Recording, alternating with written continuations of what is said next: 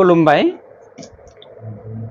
दिनै साननैसो सिगांनिफ्राय ससियेल मिडियायाव इउपिपिएलनि सासे मावथिया जोंनि आसाम विधानसभानि अध्यक्ष तथा मासिगिरि बिथां बिश्वजित दैमारिनि हेंथायै बायदि बायदि गाज्रि रावै सोंखारिनाय जों नुनो मोनदों।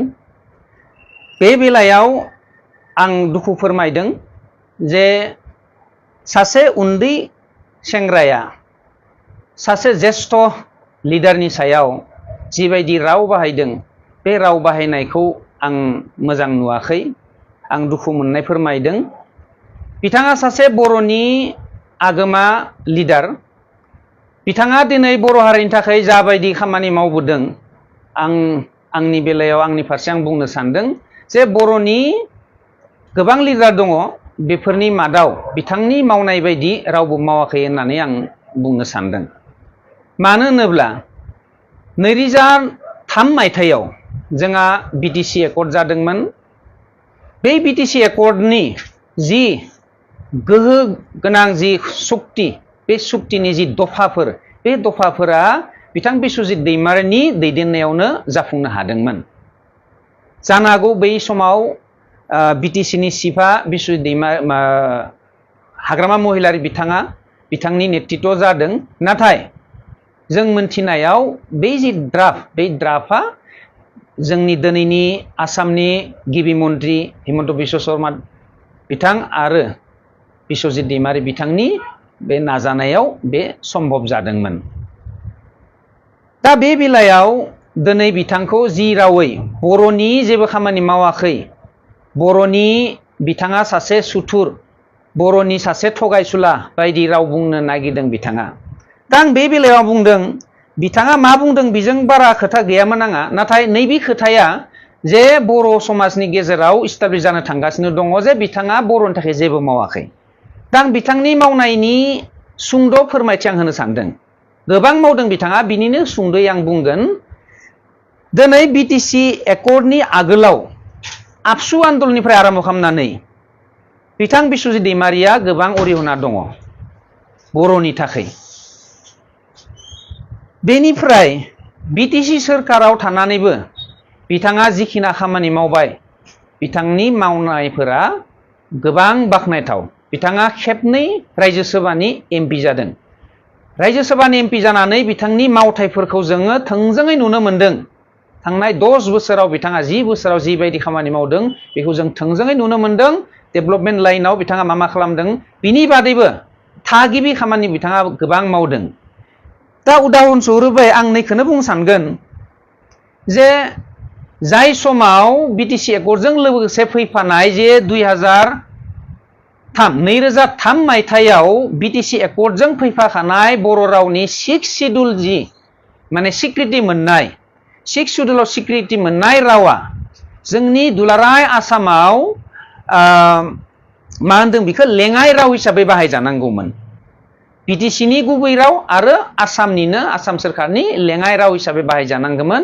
नाथाय बे खामानिया बिथां हाग्रामा महिलारिजोंबो जाजोबासै। बे खामानिखौ दिनै बिथां बिश्वजित दैमारिया जेब्ला बिथाङा मासिगिरि जाबाय आसाम बिधानसभानि, आसाम आयेन आफादनि जानाय लोगो लोगो बिथाङा मा खालामबाय, बिटिसिनि सासे दैदेनगिरि जानानै सारा आसामाव बर' रावखौ, बर' हांखोखौ बाहायनो हानाय जि बेबस्थापना, बे बेबस्थापनाखौ खालामबाय। गासै आसाम सेक्रेटारियेटनि सोरगिदिं बर'नि महर होबाय बिथाङा। बे खामानिया मा बर'नि इयुननि थाखाय नङा नामा?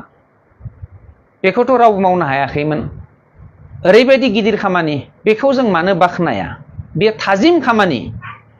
बिनि अनगायैबो बिथाङा मोनसे गिदिर खामानि मावबावदों। बिथाङा हारसिङै जुजिनानै जे बिटिसिनि बायजोआव थानाय बर'फोरखौ, सारा आसामाव बिटिसिनि बायजोआव थानाय बर'फोरखौ रैखाथि खालामनो थाखाय, दिथा होनो थाखाय बिथाङा BKWACनि राहा लामा खालामदोंमोन।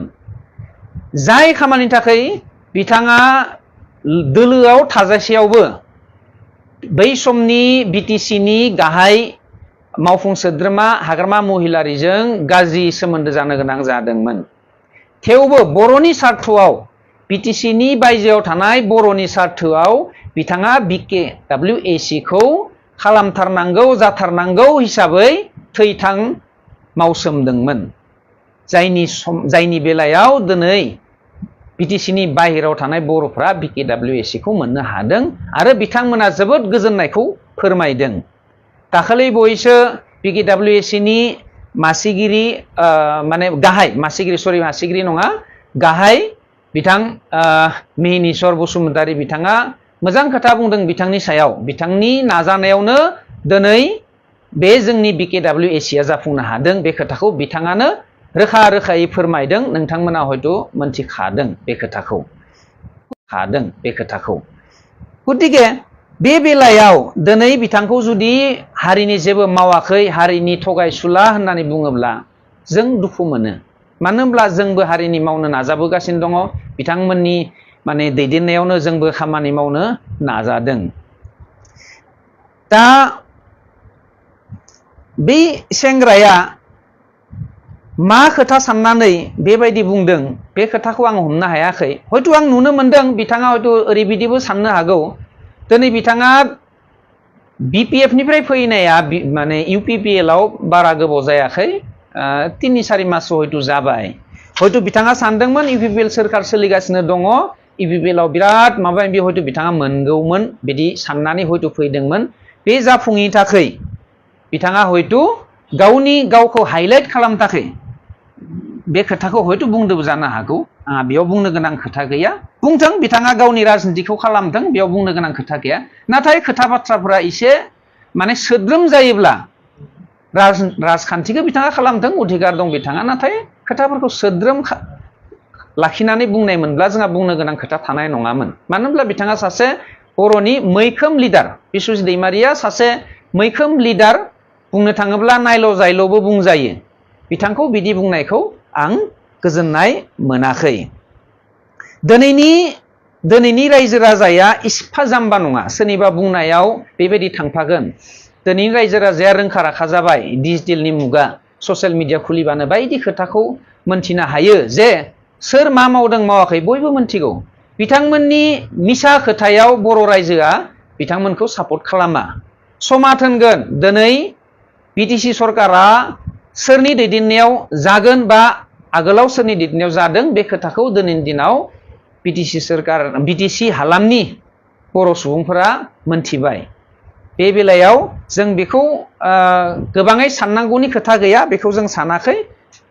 फैबाय थानाय बिसायख'थियाव बिनि फोरमानखौ मोनगोन जे रायजोआ सोरनि फारसे माने लैहोर लैहोर लोब फैनानै गावनि थांखिखौ लाखिगोन बेखौ जों नुनो मोनगोन। समखौ नेनानै जों थागोन। ओंखायनो आं बे बेलायाव आं बारा बुंला। गतिके बिथाङा जुदि आगोलाव बेबायदि राजखान्थि खालामनो सानदोंब्ला बुंथों राजखान्थिखौ लानानै बुंथों बिथाङा। नाथाय बेक्तिगत भाबे आक्रमन खालामनानै गाज्रि राव बाहायनानै बिथांखौ साबोसेया सिनायो बायदि माने मा बुंगोन बेखौ रेजें खोथा बुंनानै जाहाथे बेबायदि राजखान्थि खालामा बेखौ आङो नोंथांमोननि गेजेरजों खावलायनो नाजादों आरोखि।